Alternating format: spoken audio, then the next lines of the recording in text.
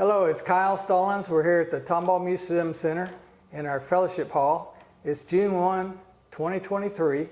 We're here today to visit with Bruce Hillegeist and get some of his memories.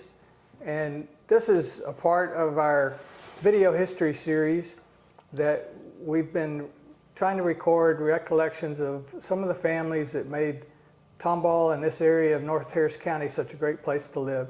You can see this video and our other videos on our YouTube channel at Tomball Museum. Would you state your name for us, Bruce? Hey, Kyle. My name is Bruce Hillegeist, actually Bruce Edward Hillegeist. And when were you born? I was born on June the 25th, 1960 in Tomball Community Hospital in Tomball, Texas. Was that the old hospital or the new one? That's the old hospital. Yes, sir. All right. So that's that's the one across the tracks over here on Across Hospital the tracks Road? on Hospital, at the corner of Hospital and Carroll Street. Yeah. And which doctor did you have their delivery? Actually, I had two brothers, Brian and Blake. We're all 2 years apart. I'm the oldest, and we all had Dr. Joe Warren, Dr. Joseph Warren, and Dr. Norman Graham, assisted Dr. Warren. Great. And that's when Dr. Warren was still doing general practice before he went back to be a shrink, huh? That's right. A psychologist? That's right. Yeah, that's cool. So you told us about your brothers and sisters. Do you have any nieces? Well, nephews? no sisters. We wanted a sister, but and I was supposed to be Betty. See, the Dr. Warren told my mom it's sure going to be a girl, and they had the name Betty picked out and dolls, but no girls. 3 boys. 3 boys. 3 boys. All B's.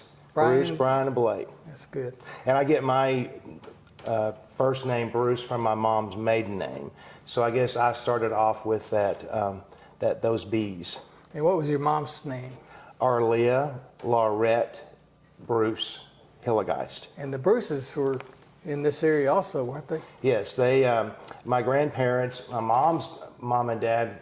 His name was Alonzo Robertson Bruce. He went by A.R. Bruce. Everybody knew him by A.R. My grandmother's name was Emma Irene Thomas Bruce. She was born in Chickasha, Oklahoma, and my granddad A.R. was born in Houston, but he worked for the Tomball Company, and they moved around from Mahia, Texas to Raccoon Bend and Belleville, down to Alvin, Livingston, Texas, where my mom was born, and then Tomball. They came here when my mom was in 3rd grade, and they liked this area so much and asked Tomball never to move them again, and so that's why they stayed here. Glad that they did. Did the Bruces live in Tomball Camp? They did. Do you know, was it upper camp or lower? Upper camp. Yeah. My granddad, I'm not sure. Let's see. My mom, it would have been in. She was born in 1935, and she was born in Livingston, Texas. So 3rd grade would have probably been about 1942, 43. Actually, there's a picture of her that Esther Bubley took, holding a little rabbit, and so she was about probably 6 years old, 7. Well, I'd say more than that. She was probably around 9 years old, 8 or 9 when she moved here to Tomball. And so they lived in the upper camp. My granddad became the superintendent for the Tomball Company here. There was Mr. Isn't that something? You have to let me think about that for a second. George Niccolo. George Niccolo was the superintendent, and then when he retired, then my granddad took over.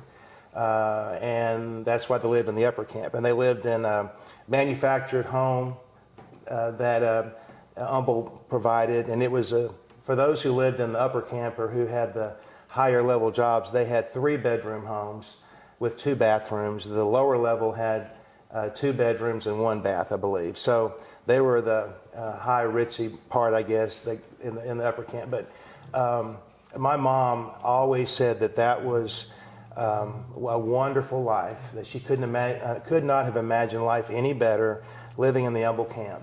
The Tomball Company took great care of the employees, and the employees were very loyal to the Tomball Company. And yeah, they lived in the upper camp and lived next door to the Nicholson family, Danny Nicholson. Actually, Danny gave my mom her first kiss. They were next door neighbors.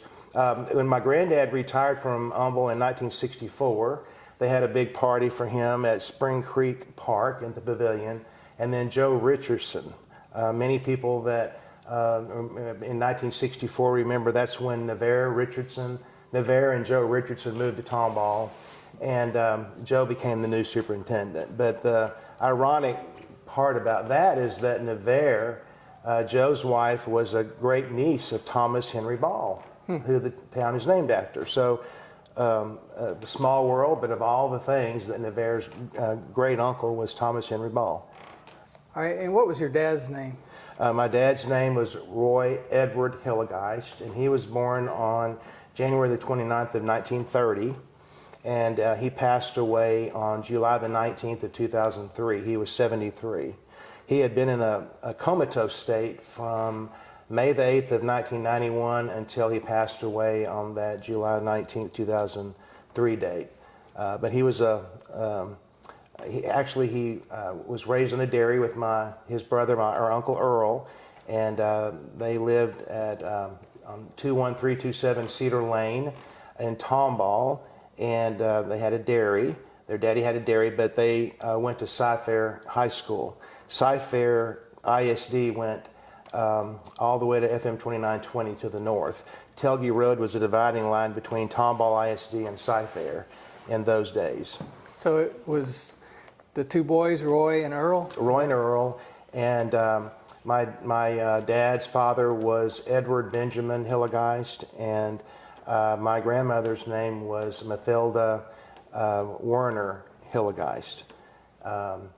So two good German names there, but they worked hard. I know that my grandmother and my dad really never talked much about it, but at the cemetery I see that let's see, my Uncle Earl was born in 1925 and my dad was born in 30.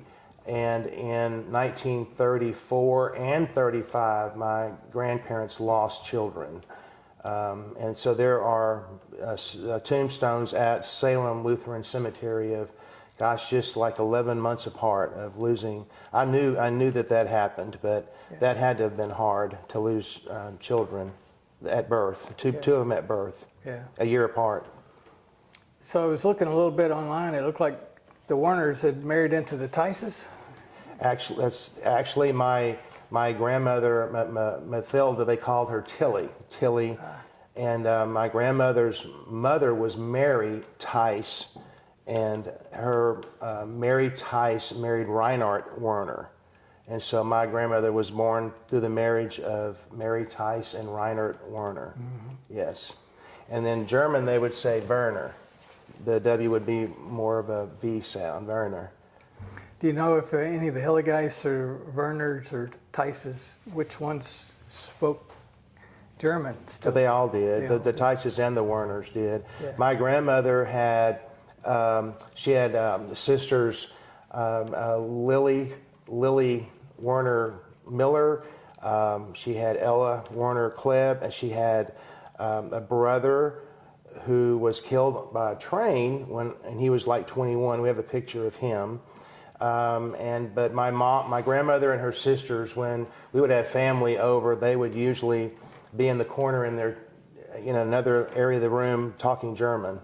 So I remember that my grandmother wanted to teach my brothers and I German, out of Luther's small catechism at one time, but we wanted to go play outside. We didn't want to do that. Now I wish that we had her back and that we could learn German.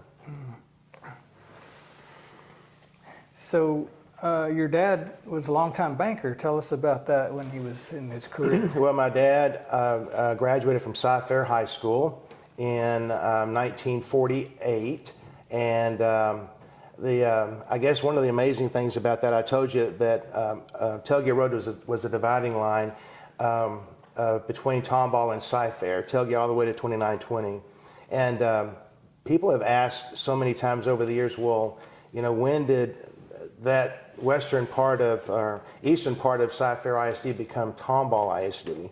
And you know, I know that it's in a box in a closet somewhere, and they didn't have really computers at that time, so nobody knew the answer. But I walked into a nursing home here in Tomball, the Heritage, probably 15 years ago, and at the front door was a gentleman in a wheelchair. And you know, I won't go around anybody, but make sure that I say hi to him. And I said hi to him, and I asked him what did he used to do, and he said that he had been the tax assessor collector for Cy-Fair ISD in his career, in his long career. And I said, well, I have a question for you. And I asked him about that fact, and he said he knew right off, I believe it was 1954, he said those tight Germans in Rose Hill would always vote down bond referendums, and Cy-Fair needed new schools, and so they would always vote down the bond referendums. And he said those tight Germans, and he said, so Cy-Fair asked Tomball, if you want that territory is yours, and Tomball said sure. So Grant Road became the northern boundary of Cy-Fair ISD, and Tomball took from Grant Road north to 2920 a little bit further. So that's kind of a neat story to know that you wonder how and when did that happen, because that just doesn't occur every day, where a school district gives up so much of its boundary. But our dad went to Cy-Fair High School, and then wanted to be an agriculture teacher. He went to Blinn Junior College in Brenham. And the first week or two, he wasn't happy there, and he didn't want to stay. He wanted to come home and quit school. And the president of the college found out about that and called my dad in and talked to him about staying. You know, to go from a dairy and have a lot of land to, run around on and work on to a college.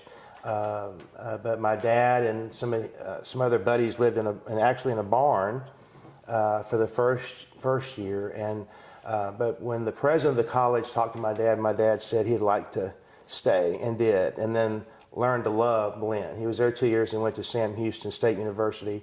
At that time, it was called Sam Houston State Teachers College. And he wanted to be an ag teacher until he went to student teach. And he went to teach, I think it was in the Crockett School District or Trinity, and decided that wasn't for him. So he graduated and came home to this area, and went to work for Guarantee Bond State Bank. And started at the bottom and worked his way up, bookkeeping, teller, and whatnot, and was with Guarantee Bond for close to 40 years.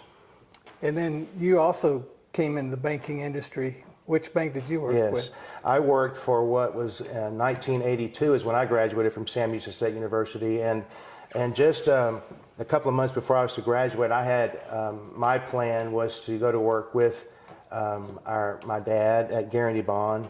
That was like our family bank. It was owned by the Cox Kiefer, Mr. A.H. Kiefer, and his daughter Aline and her husband Lowell. Now, Mr. Kiefer had passed away before I was born, but Guarantee Bond State Bank was really what we considered our family bank. We were loyal to it, but just a couple of months before I was to graduate from college, that's when Guarantee Bond State Bank and the Kiefer Cox family sold their interest in the bank to a conglomerate bank, a holding company called InterFirst out of Dallas. And they made a rule they wouldn't hire relatives. Mm-hmm. So during my spring break of my senior year, I went and visited Howard Leverett at First Bank and Trust. And my mom and dad always jokingly, while I worked there, called it First Bank and No Trust. Or before I worked there, when I went to work there, was First Bank and a little trust, you know. That was just an inside joke. Had to earn his trust. Had to earn my own family's trust. But Mr. Leverett had told me when I went to see him on a Friday, he said, well, Bruce, I don't have a job for you. But on Monday morning, he called me and said he wanted me to come to work, and I got a job at First Bank and Trust. And he had fired somebody that Friday afternoon, and not because I came in, but I said, well, Mr. Leverett, I've got 2 more months of school. So he held the job open for me, and so I went to work there when I graduated. And my dad had always encouraged my brothers and I to start at the bottom and work your way up, that was the best way to earn a good career, and to earn faith and trust from your peers and from your customers. So I did that. And so I was at First Bank and Trust for 11 and a half years, and then I went to work for Klein Bank, which today is Amity Bank. John Klein hired me, and after my career there, for about a year and a half, I went to work for the Greater Tomball Chamber as president from November 10th, 94 until today in June 2023. Well, let's back up to your grandfather's family. What was your grandfather's name once again? Ed? His name was Edward Benjamin, and they called him Ed. And it sounded like he had a dairy on Cedar Lane. Is that where it was? Correct. Yeah. There used to be over 800 dairies in Harris County in the 30s, 40s, and 50s. And our grandfather in 1951, actually it was May the 8th of 1951, he passed away. But he had what they feel like was a splinter in his hand and may have gotten cow manure in that splinter, but he came down with tetanus and lockjaw.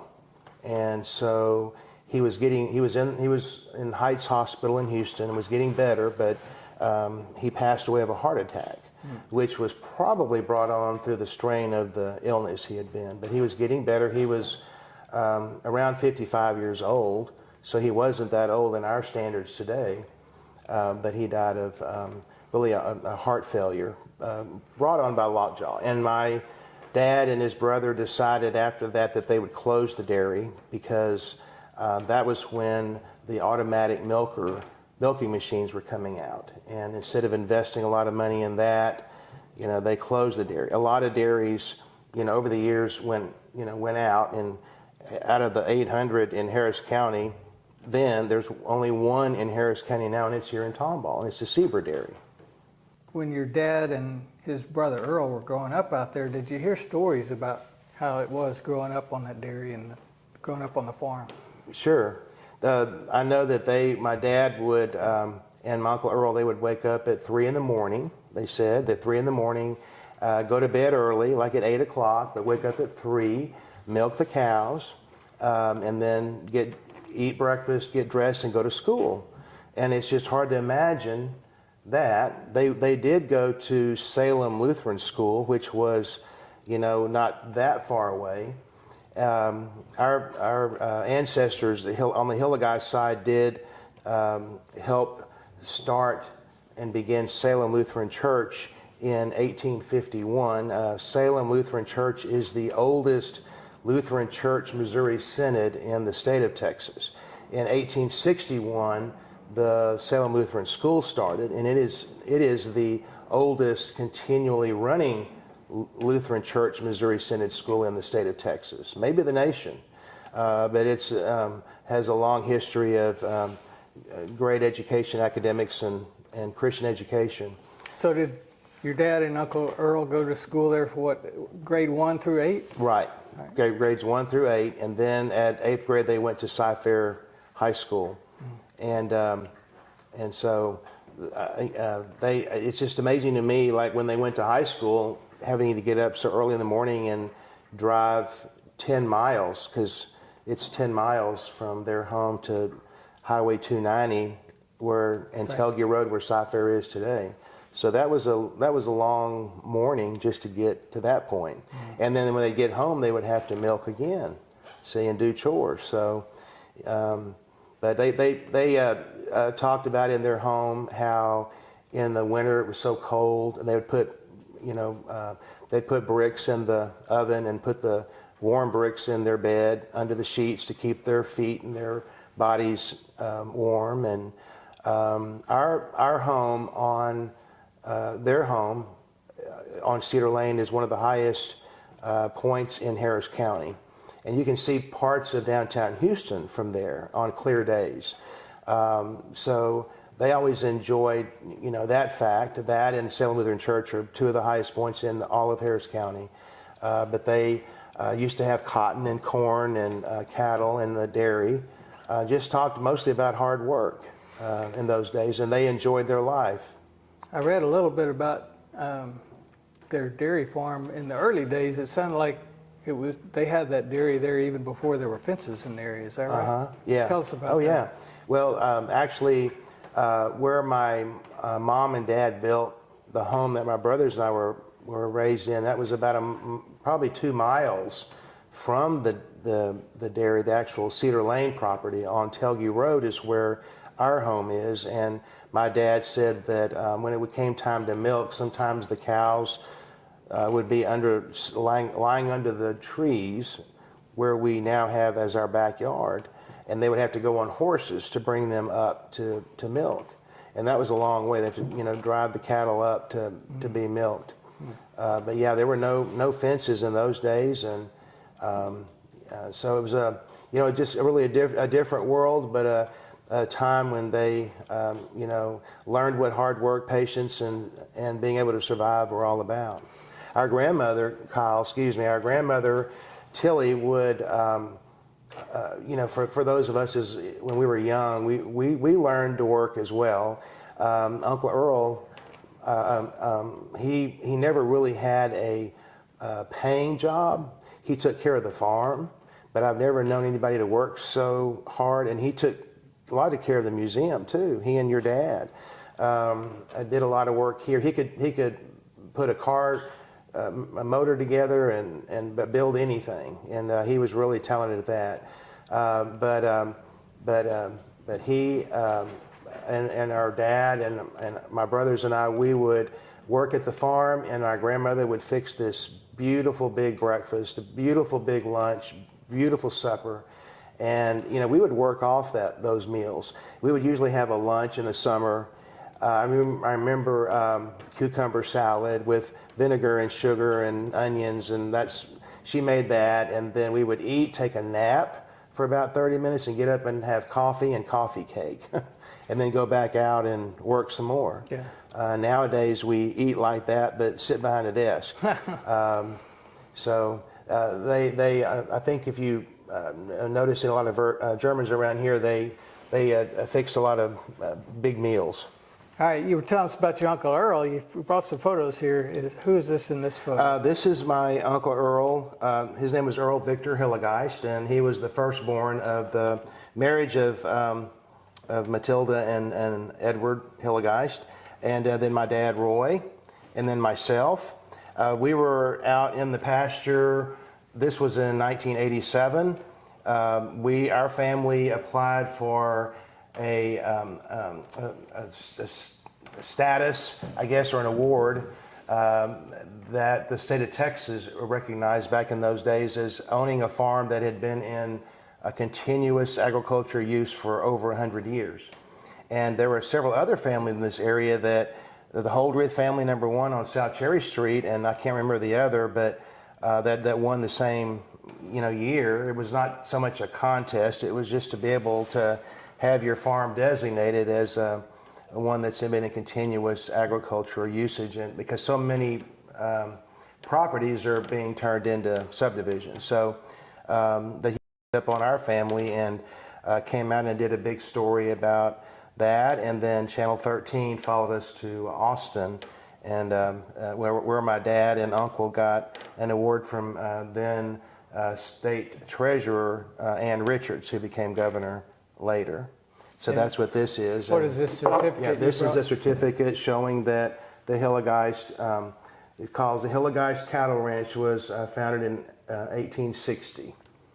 So people always want to know about when our family came to this area, and I say about 1852 through Indianola, not Galveston, but a little bit south of Galveston.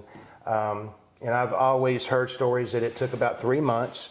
A lot of times people left Germany for potato famine, political unrest, various reasons, and so we think of today as we have the causeway and automobiles, but back then, it was a struggle. It wasn't easy. The German immigrants would pay to have maybe a wagon and a mule waiting for them when they'd get off the boat, and many times they didn't have either waiting. It was they were robbed or mistold on purpose, And there was no causeway to go over. They went through rugged lands, and to come up through where they did and through the Spring Klein, Tomball, Rose Hill area, heading towards Giddings and New Braunfels, that was called the Trail of Bones because so many people died, looking for the promised land and whatnot. It was just rough and rugged, a lot of disease, mosquitoes, heat, so I can't imagine. Do you know if the sharers came over at the same time? Because I know there were sharers in this area. Yes. I want to say, and I'm really not the one to ask for sure, but I think the sharers were some of the very first. They owned the land where Wayne and Karen Gloria lived on Brown Road. A lot of that land there, and where Salem Lutheran Cemetery is. The Sharer family donated the land for Salem Lutheran Cemetery. I'm sure that they owned the land where Spring Creek Park is too, and our family on the Hillegeist side did own the land that is today known as Powder Mill Estates. It's on the west side of Spring Creek Park, and the Sharer family owned that as well. So I was looking through the Red Book of Tomball, Leslie Upchurch's book, Yes. and I found this photo. That house is hold that still up there. for the camera. Yes, that house is still there. It showed to be Henry Sharer's house there. Is that right? That's what this is listed. Henry Sharer. And I found a picture of it recently when Yes. we had the April Yes. flowers. This is the same home recently. Now it's a Voorhees home, but it was. Well, Ms. Voorhees passed away, and I'm not sure if Eric or does Eric live there? Yes. Okay, good. Good. Yeah. I love that home. It's a beautiful home. Yeah, I very think they pretty added home. on to the back, but the front still looks exactly the same, doesn't it? Yes, yes. That's really, even in modern times today, a good example of a German home. I've been to Fredericksburg recently in April and toured some of the old homes there, and the Voorhees home that was a Sharer home looks similar in a lot of ways. All right, we were talking about the different Hillegeist families in the area. So let's continue with Earl Hillegeist, your uncle. And we saw the picture of him with a tractor out there. He also was pretty involved around Tomball with a lot of things. And you mentioned, I remember he was very involved with the museum here. And I understand that he helped put together our barn and helped gather up a lot of the things that we have in our barn here at the museum. Do you know how many years he helped us out here at the museum? He helped here probably 60 years. Yeah. He also was on the board at Tomball Community Hospital. Yeah, I saw a photo of that in one of the Tomball books. It looked like he was involved in the first board that when they started the newer Tomball Hospital. Is that right? Mm-hmm. And there is a certificate at the hospital today that shows that the people in this area gave money to start the hospital. I know most of them gave $100 to start the hospital, and there's a certificate that they do have framed at the hospital that shows that our grandfather was one of those. So farmers and ranchers and the people of the area chipped in together. But yeah, he served on that, and then he was on a grand jury, it seemed, for several years. That was a real big deal for Harris County. And I read in one of the books he was a big booster of the FFA, the Yes. Tomball FFA. Yes. That sounds like a natural for him, being Yes. involved in agriculture. Yes, he loved that. All right. And one of the Tomball Jubilee books talked about the Harold Hillegeist family. Do you tell us who that was? Well, there's Harold, and Harold would be about a third cousin to my dad and my Uncle Earl. And actually, Harold's wife was Irma Bogues Hillegeist, and they were double cousins. Harold was kin to Irma, and my dad, we're all kin to Irma and Harold. And Irma, before she passed away, about a year before she passed away, she said, "Bruce, I'm going to explain all this to you." And she put it all on a whole big sheet of yellow paper, and I don't know where it is. Yeah. Because you need to say, "Well, tell us what you mean by that," and she, had that. You have to have a roadmap for your family. Yes, right, right. That's interesting. But in the older days, when you had just so many people here, you had families marrying within, maybe second, third cousins, and there was really nobody else around to bear children and whatnot. So, yeah, well, this is, Kyle has shown, this is a tribute to Tomball, a pictorial history of the Tomball area. And I don't know when this was published, but this is a picture in 1870 of Salem Lutheran School, and the building still stands. Salem Lutheran School really more or less has given that building to the Boy Scouts, so they use that as a headquarters. This is the school earlier, and it's the same building but just added on. There was a gentleman there, Teacher Bisher, Herbert Bisher. That's how he was known, as Teacher Bisher. He taught 1st through 8th grade. I'm not sure how in the world he did that. I have a picture of when my dad and all of them from 1st through 8th were there at the school, and I haven't identified. We've heard of him, and it was spelled B-U-E. How do you spell it? B-U-E-S-C-H-E-R, Bisher. And so he came here, and I'm really not sure where he came from, but he married, a local girl, a Cobes, K-O-B-S, Emma Cobes. And so there's a road, Bisher Road, between Coves Road and the Church Road, right? That's right, Coves Road. Right. Yes. And there was and we're not, I guess you could say we were kin to him in a way, because his wife had a sister, Dora Hillegeist, but she was Dora Cobes. I see. So, and they all lived down Cobes Road. Were you telling us about the Salem School, yeah, some of the history of that? The school. I'd mentioned that the school was founded in 1861, but the church in 1851, and we celebrated the church's 150th anniversary in I guess that would have been 1991 or 2001. I'm sorry, But the unique thing about it is that our pastor at the time, Wayne Grauman, his wife Kathy Grauman, wrote several books, and one was a history of the church and whatnot, and the families and the baptisms and whatnot. But they had realized they always thought that Salem was founded in 1852, but through Kathy Grauman's research, she found the great-great-granddaughter of the first pastor at Salem. And she had his diary, and it showed that the first baptism under the name of Salem Lutheran Church was, I guess it was at Willow Creek, not Spring Creek, and I might be mistaken there, but I believe it was Willow Creek that it had been done in 1851. So actually they decided the church was a year older than they thought it was. So the bottom line is in I can just tell you from my years that I was born in 1960, and in 1964, about a week before Christmas, Pat Milner, who was living with her husband Jim and children Barry and Lindy, they lived at the southeast corner of Telge and 2920. And about 2 in the morning, Pat looked out her window and noticed it looked as if Salem Lutheran Church was on fire, because Salem was.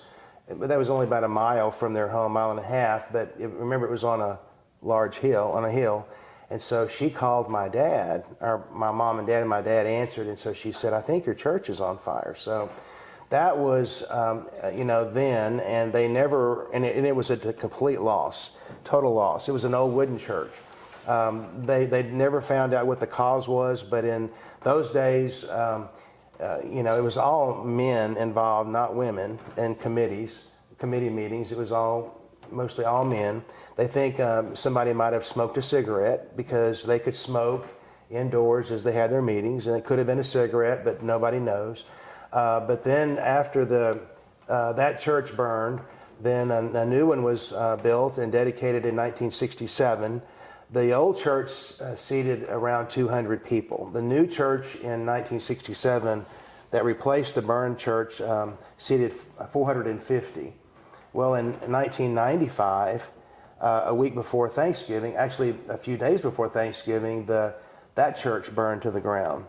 And we're not talking a small fire, we're talking complete devastation.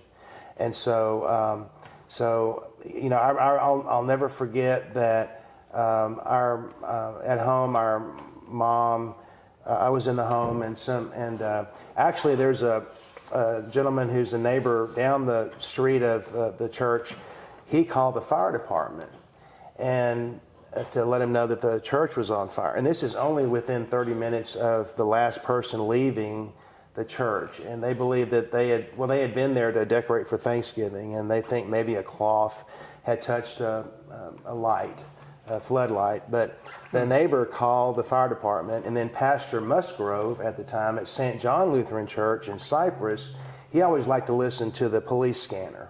So he heard that Salem Lutheran Church is on fire, so he called Pastor Grauman, and Pastor Grauman and Pastor Dahmer were in their car coming back from a conference in Dallas, so they weren't even here, but he called them.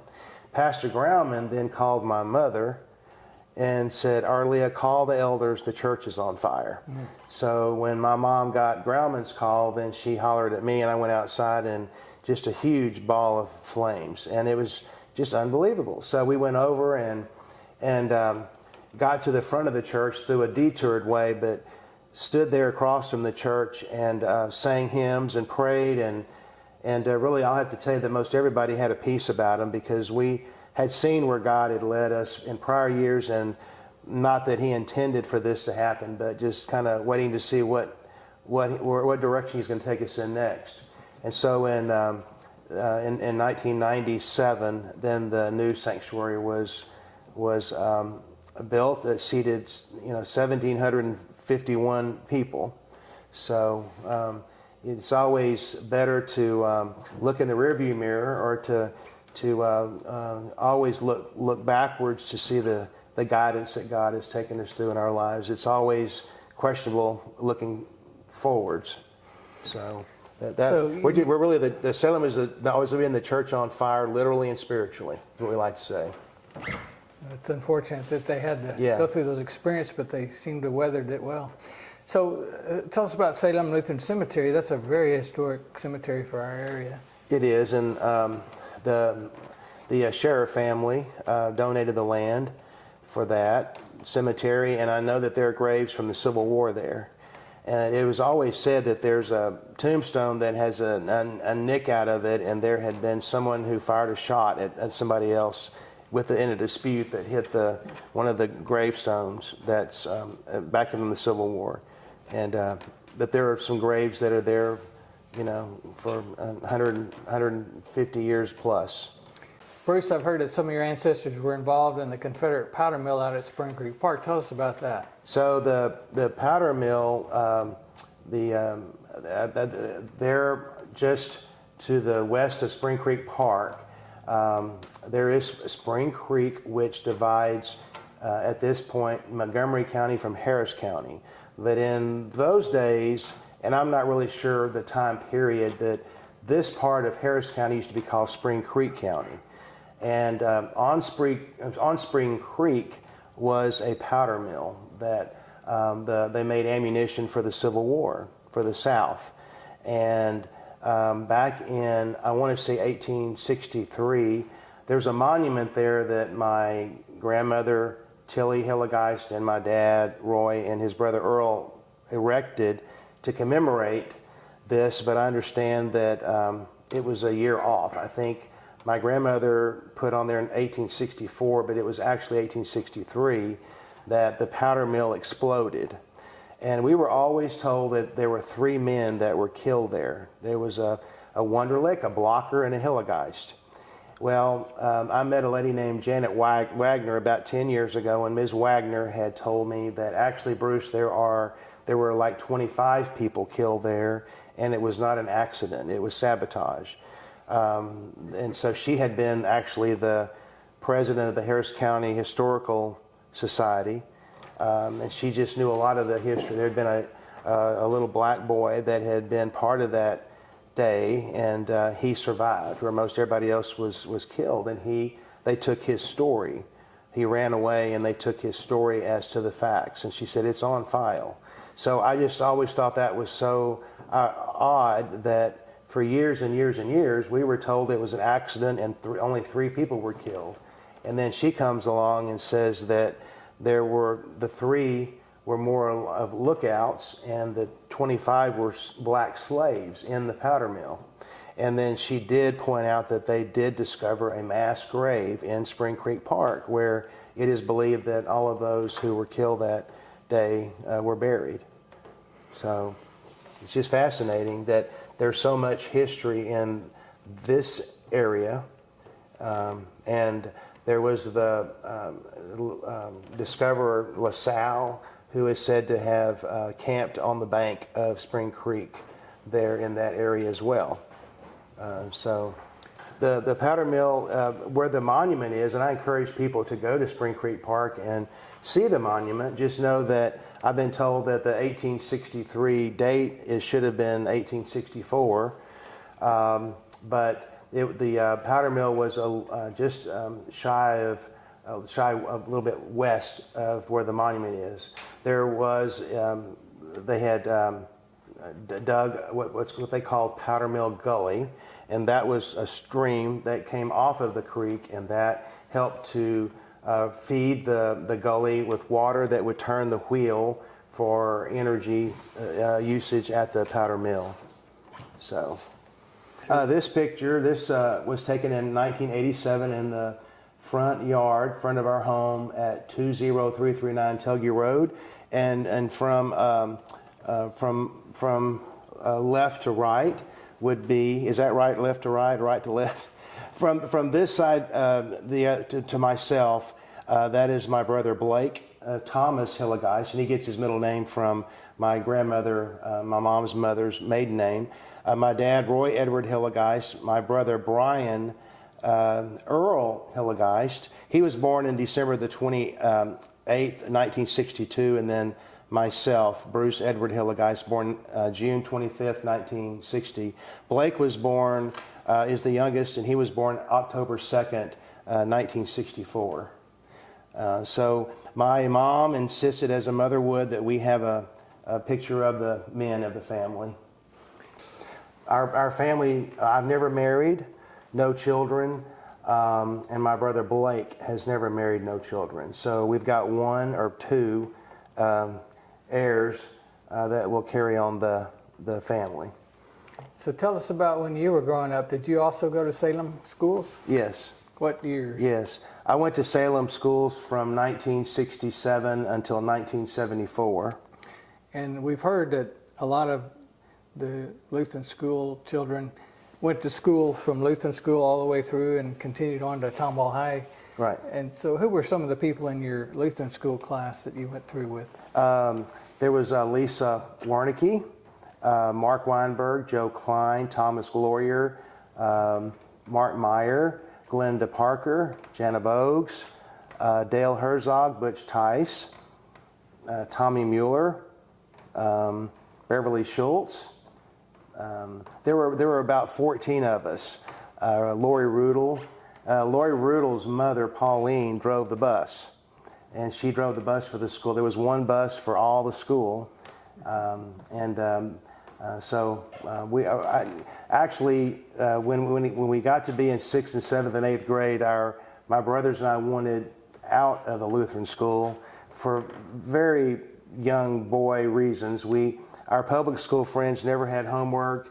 They had tackle football, we had flag football, and we had a lot of homework every night.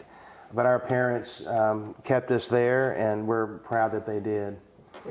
So it sounds like I'm hearing a lot of Tomball farm family names in those. A lot of history with those names. Right. So once you got to the Tomball schools, what years did you go to? I went to Tomball High School from 1974 to 1978. And when I was in school with your brother Jeff. It was quite a culture shock to go from 14 or 15 in the same class from first grade. And we had a few that came in and out, but the majority we were a core. And I will tell you that they are some of my closest friends today. But when I say culture shock, you know, we understood kind of the world, but not as much as we encountered when we went to high school. A lot of times the teachers weren't as respected by the students as we were taught to do. They were smoking in the bathroom. There were students our age pregnant. we just, and a lot of curse words, and we just didn't know how to take that at first. It was just a change. So. And what other activities were you involved in at Tomball High? I was in the band, Tomball High School band for 1 year in FFA, Tomball Student Council, and I always loved being I never really wanted to be the president of anything, but I always liked to work behind the scenes. So my senior year, I was a parliamentarian for Student Council and enjoyed that. So. Sounds like that might have been the start of your Chamber of Commerce activities way back then. Well, our school, when Jeff and I were as freshmen, that was the first year that the new school opened at 3006 Quinn Road, and that we were the first class to go all 4 years to the new school, and before it had been the school on Main Street, which is now the Tomball Intermediate School, and they had open lunches, off campus and whatnot. When we got to the new high school, it was all closed campus. You had to eat there on campus. But hey, I don't think we missed a whole lot. Things have changed. And if I could just say a little story, and that is like I can remember in the times that you were a year older than I, but we could have guns in gun racks in the back of our pickup. And maybe if you shot a deer over the weekend, bring the deer up there, or bring the gun and show the principal what you shot the deer with, and how much things have changed now. So what are some of your memories from the Lutheran school? The chapel. We always had chapel on Fridays. A choir practice, having our children's choir and singing Old Tannenbaum, learning German through that song, a recess and playing kickball, me usually being one of the last that's chosen to be on a team because I wasn't real good athletically, learning the Pledge of Allegiance and standing by the flagpole, learning to revere God and country. Our teachers who, it was less, you had more time with the teacher, more one-on-one. We had to learn memory verses, biblical memory verses every day.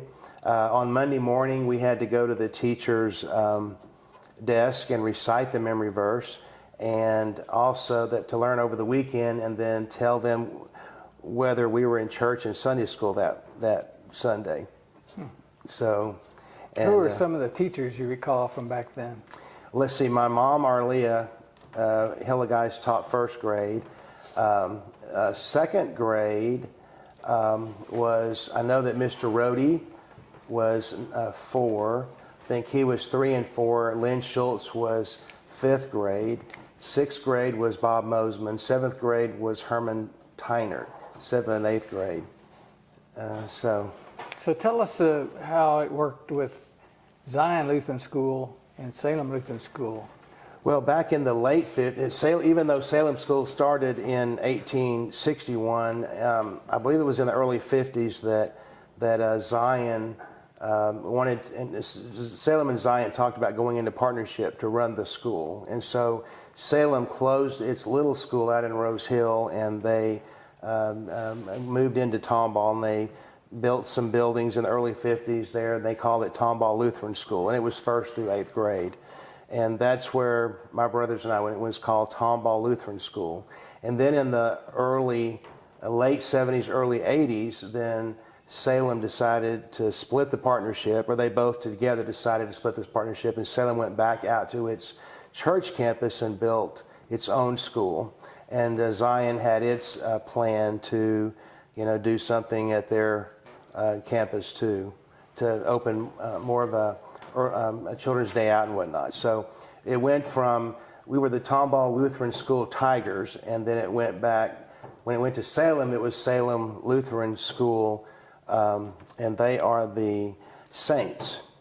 And they have the St. Bernard as their mascot. So tell us about your mother's involvement in Salem. Did she play the piano and organ? Yeah, our mom came from a very musical family. She and her sister and brother. Her brother sang some, but my mom sang for most weddings and funerals in this area during her early days, and really, until the late 90s. She played the piano, but her best instrument was the organ. But she grew up at First Baptist Church here in Tomball. So when she and her family moved to Tomball, they joined First Baptist. So the music style and whatnot at a Baptist church versus a Lutheran church was a bit different. And there was a little, my brothers and I, we loved going to visit our grandparents on their birthdays or anniversaries at the Baptist church because everybody seemed so happy and friendly, and the music was so much better.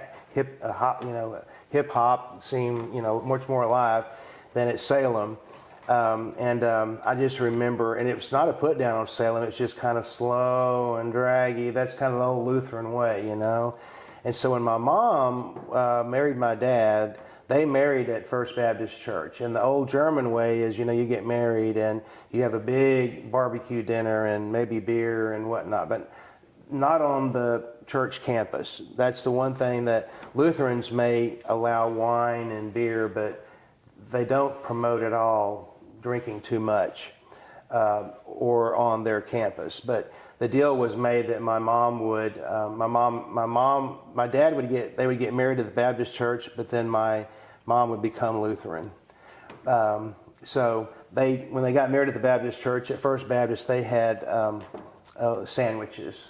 And they were going to have nothing but punch and cake, and my German grandmother and her sisters got sandwiches made at the last minute because they're like, no, we feed people when we get married. But my mom served as the organist and choir director at Salem for quite some time. And I remember there were times when she came home crying because she wanted to incorporate some of the Baptist hymns in with the Lutheran church, and there were several men there that said, I told her not to turn this Lutheran church into a Baptist church. Well, if you come to Salem now, you'll think you're at an Assembly of God church because it's smoke and lights and wind and colors and everything. So those guys they would have left a long time ago. But when you're a little kid and you see your mom coming home at the night time crying, something's wrong. And so we got the message that somebody had hurt her feelings. Yeah. But the thing is, Bob, you said I'm always late. I get that. I get that naturally. My mom is always late. And so my dad, when she was at the church, needing to get to the church to do the organ, he would open the church and she needed to be there. Well, she had to dress 3 little boys and put a roast on for lunch. And he would always sit out in the driveway and honk. And but she was always late. She always said, "Start my funeral 15 minutes late," and drag Maine on the way to the cemetery. But I come by it naturally. Yeah. God bless her soul. Not to put her down. It's just part of my genes. It sounded like she was a really good cook too. She was a very good cook. Yes. We had roast most every Sunday, mashed potatoes and whatnot. But she was a very good cook, and we had a big breakfast, lunch, and supper. But before she married my dad, she said all they ever ate in her home was chicken and rice, and she didn't know what beef was or butter. And my dad more or less introduced her to butter because of the dairy. And our grandparents, my granddad had lived through the Depression. They lived through the Depression, and so he was very, very helpful to the family and to the community, but he just was real, I don't want to say tight, real frugal with himself and the family. So they ate a lot of chicken and rice, and so she learned from my grandmother. Her mother was a great cook too, but she was fabulous. Yes. Well, we were well fed until my dad started having a few heart problems in the late 80s, and that because everything was fried, and then we went to everything broiled and no sweet tea, and life changed at that time. It sounded like your mother also was involved in a lot of Tomball civic activities. She right? helped, she was the president of the Salem Lutheran Church Ladies Aid a number of times. She was the president of the Tomball Study Club, which was founded in the 30s. And there's a gazebo at the museum center that the year she was the president, they donated the gazebo that's here. And she was one of the founders of TEAM here in Tomball. She was an interviewer for a few years too, but she helped to found TEAM. And yes, helped on the Tomball Centennial, on the Diamond Jubilee celebration when Tomball turned 75 years old. She helped in a number of ways. And your dad also was fairly involved with Tomball, from what I hear. Yes, if our dad wasn't at home at night, he was at a bank meeting or a charity meeting. He was very involved in the Tomball Lions Club. He was either chairman of the congregation at Salem or head elder most of the time. He and Robert Klein seemed to change every other year. One was one or the other at the church. So let's go back to your grandfather, Ed, his dairy there on Cedar Lane. Do you still have the dairy barn there? We do. We have a dairy barn. We have a dairy barn and a tool shed, and some have blown down because of bad weather in the past. But we have a nice home that was built in the 1890s that we've remodeled and used as a family home. Was that where Ed and his wife lived? Yes. And actually, that property where the dairy was Werner property. So it was our grandmother's parents, Reinhardt and Mary's home. And I'm not sure how, but my grandmother and my grandfather ended up with it. I know they must have purchased it, but the other sisters lived in Houston, so moved to Houston. Did you hear stories from your dad or your Uncle Earl about growing up there on a dairy? Yes. Do you Well, remember any of those? They used to have horses, and people always say that lightning does not strike twice in one place. Well, there were like 3 of their horses that were struck by lightning 3 different times, and in the same spot. And it was not under a tree. It was out in the middle of nowhere, in the prairie. And my Uncle Earl put a rod, a pipe to commemorate that at one point. I wonder if that was the highest point in that area. Yeah, it could have been. But it was, there were 3 different horses struck by lightning there at different times. There was a large tornado that came through, and I don't know what year, but it picked up. They said that my granddad had a truck, and it picked up the truck and set it over the fence, all upright. Didn't twist it and turn it. It went up and over. Amazing. We have a huge oak tree that I would love to have an expert look and tell us how old it is. But, guesstimates are 130 years old. That really shades the beautiful home. So we enjoy. It's not far from FM 2920 where there's a lot of traffic, but it's very quiet.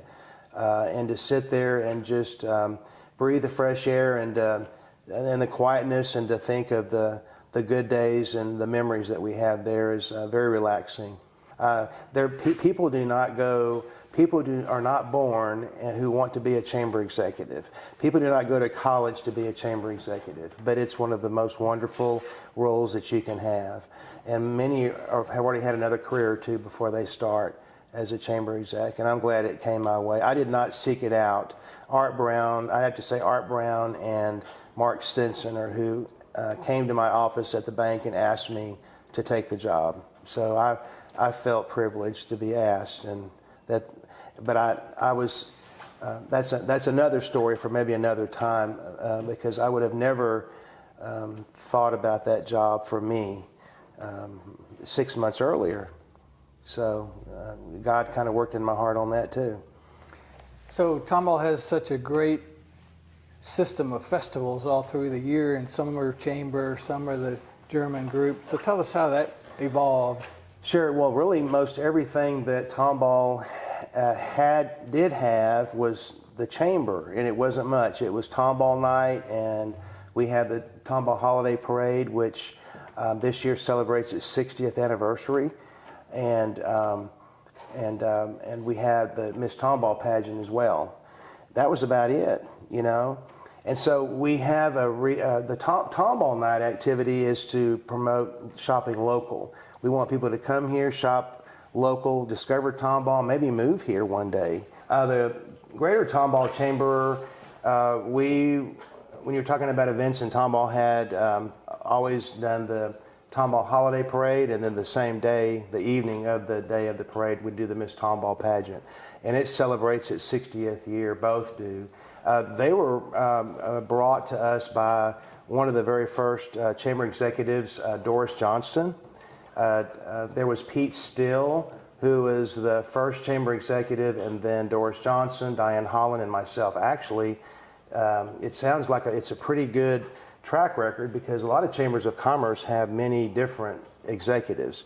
They'll stay for a few years and they go. But we've had a lot of longevity in Tomball, which it looks good to the people from the outside.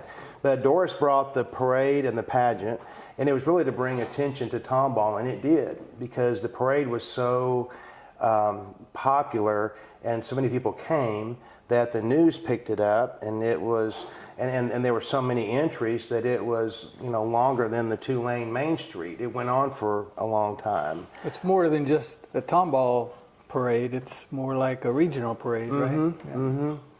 Yeah. Well, I was just saying this earlier that we have we would always invite. Actually, before my time, they would invite bands to come, and Spring, Magnolia, Klein, Tomball.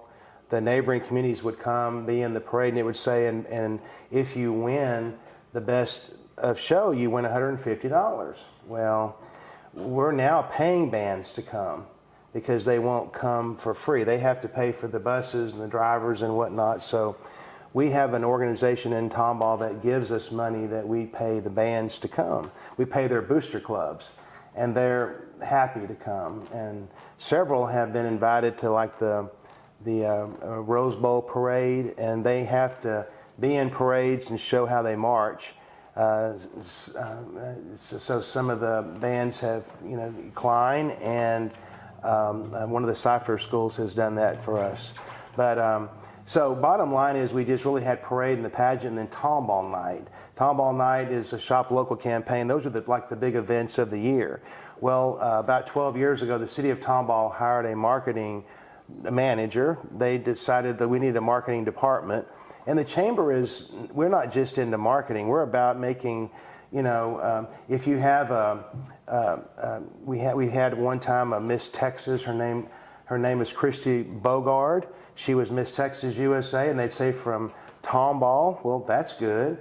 We had Jimmy Butler, who's on the Miami Heat NBA team, from Tomball. That's good. But, you know, so we like to get that name Tomball out, and so that it looks good to the world. We can do all our work, but if you have a winning high school football team, everybody knows where you are. But Tomball thought it needed a marketing plan, and they hired a gentleman who started the marketing department, and they would have different events on weekends, and they had the Mudbug Festival. They would have, you know, barbecue cook-off, and then there came the German Fest, and actually it's you know it's seamless is what it is. And there are those who think the chamber does the German Fest, and the German Fest is actually done by a TECTA Germany Tomball Sister City Partnership Committee, and they just call it the Sister City Committee. They put on the German Fest, but everything is seamless. There are those that think we do this and this and this, but actually everybody kind of, a few different organizations do those events, the city, the chamber, the sister city, but they're all done really family in mind, family friendly and focused. You might see at German Fest a lot of beer being drunk, but you will not see people out of hand. We love it that people feel safe when they come to Tomball, and that their children aren't going to see something maybe that's more of an adult type of an event. So that brings new money in. When people come to an event or so here, we were hoping that they might buy gas, stay and eat somewhere, shop, and that brings new money into our community. Say if I live here and I earn a living here, my money kind of just stays right here. But bringing new money into a community is spent like over 7 times. It just grows the economy. So bringing a new business within the city and adding to the tax base is a big deal. But tourism has become a big money maker, a big deal for communities and for cities. So that's why you saw the city jump on that as well and offer a lot of different events. So how long has Tomball been doing the farmers market there in town? The Tomball Farmers Market's been here for less than 5 years, and I'll tell you that the executive director does a fine job with that, and we would have to say that that's one of the most successful events that takes place here in Tomball, because they've done research to show that most people that come to the farmers market come from 5 miles outside, and they come and they kind of plan their day here. Our parade is great. We're celebrating Thanksgiving, Christmas, and New Year's, and there are people that may go out to eat or something, but at our parade, people come and they go. But we know that afterwards, for weeks, people call our office and say, hey, I was at your parade. We saw this and that. Where is that store? So we know we want people to be able to come and see Tomball for what it is. They've never been there before, but really you celebrate those holidays, those big times of the year together as a family, as a community family. And if I was on a cruise and you were from Spring, Kyle, here, it might not be a big deal. But if we were on a cruise ship and we met each other, all of a sudden we're going to be best friends and we're going to eat together and everything because you're from a neighboring community. Well, why don't we do that every day? So that's why we have parades and whatnot to let people celebrate together as a family and show friendliness, kindness, and safety and good entertainment.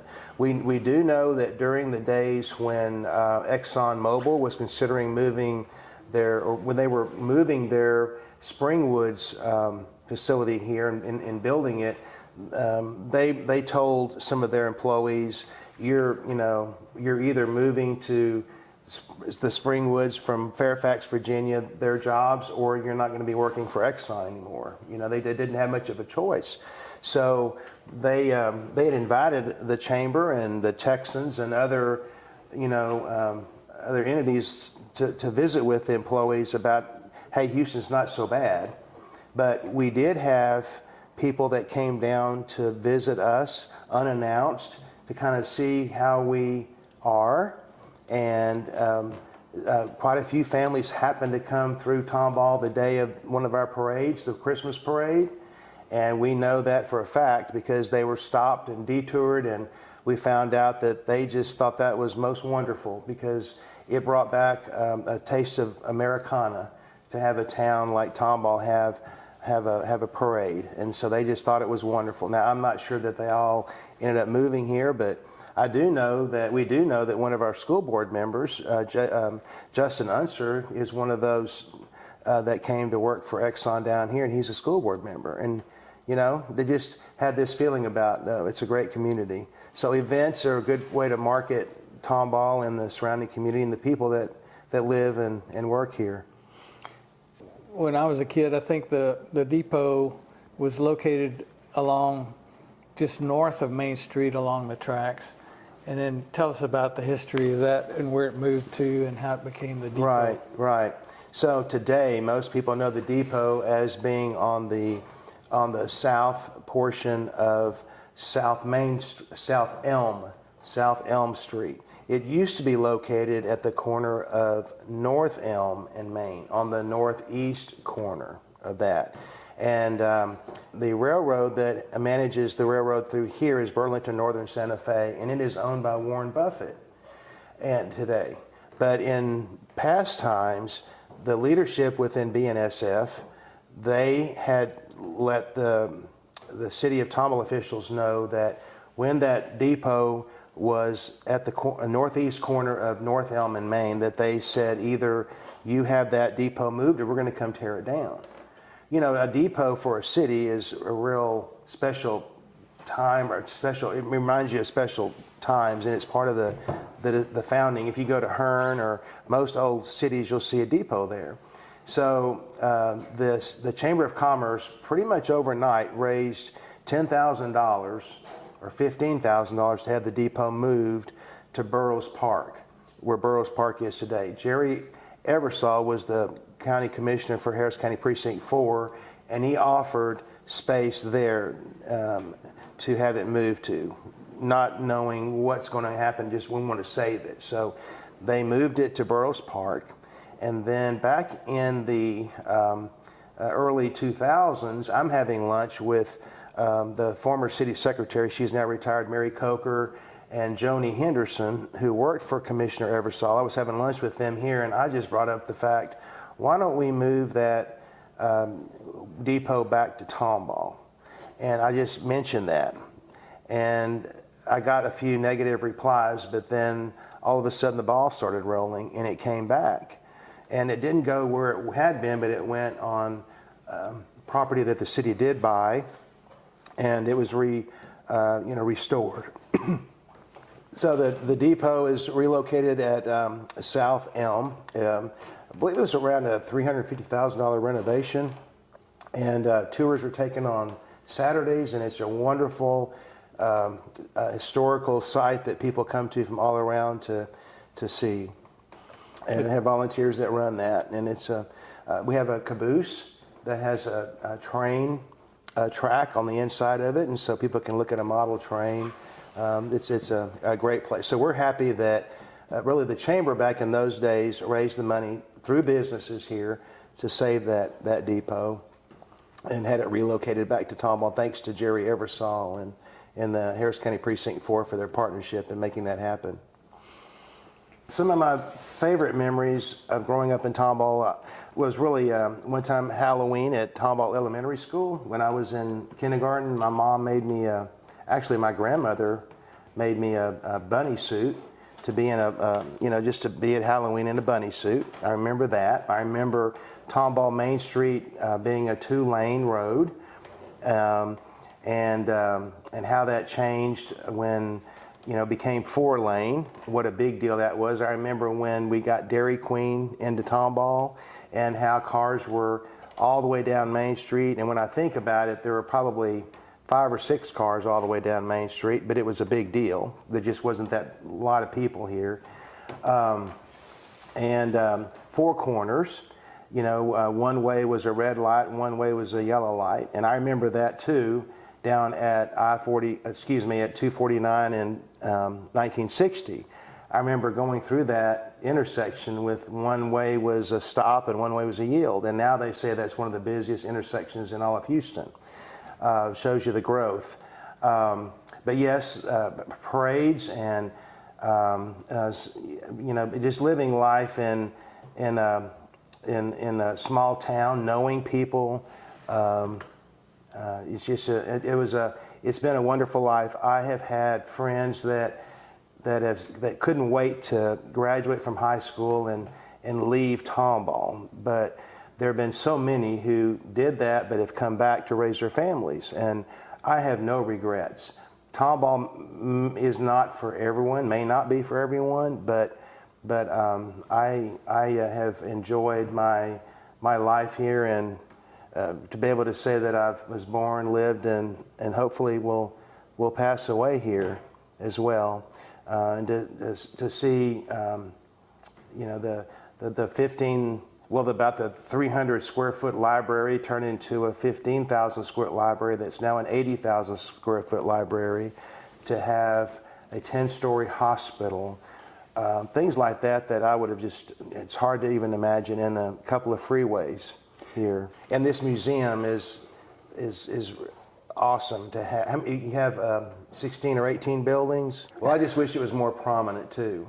but maybe that'll happen because of we're having our chamber luncheon tomorrow, and EDC is Economic Development Corporation is going to talk about what maybe some plans for First Baptist Church property will be.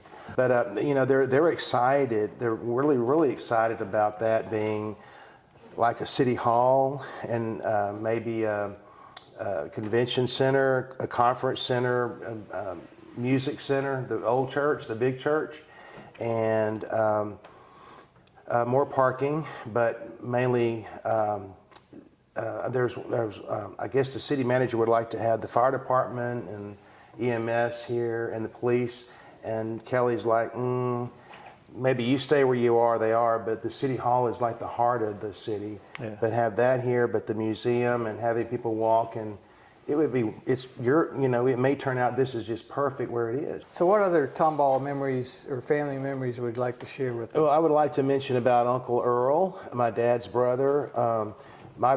He had never married until December of 1981. He was a bachelor. He was 57 when he first got married, and he married a wonderful woman. Her name was Norma Crenshaw Nichols, and he married her. And but my brothers and I always saw Uncle Earl as one of our dads too. We were close to Uncle Earl, but Norma and Earl made each other happy.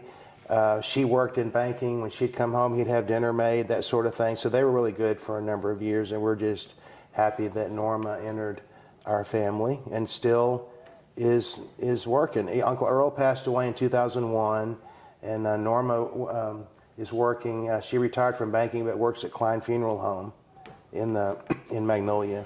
But just wanted to mention that we're so happy that she joined our family. Great. Well, we sure appreciate you coming today, Bruce, and spending this time with us. We really enjoyed it. It's been my pleasure. Thank you. Thank you very much, Kyle Stallones and Bob Watts.